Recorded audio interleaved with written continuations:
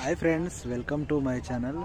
ఇంటికాడ దసరా ఎలా ఉంటుందో చెప్పురన్న. ఇంటికాడ దసరా కొత్త బట్టలు కొనుక్కొని మంచిగా దావత్ చేసుకొని చికెన్ మటన్ తెచ్చుకొని మంచిగా ఫ్రై చేసుకొని కళ్ళు తెల్లగాళ్ళు కంటే మించి దసరాలో ఏముందంటే గివే బీర్లు గివి తాగుడే మన ఇంటికాడ తెలంగాణ స్టైల్లో చుక్క ముక్క ఉంటేనే అది ఒక మన దసరా పండుగ ఒక అనమాట. జంబాగా తెచ్చుకొని తాగుడు, పుటాకులు వెలుసుడు.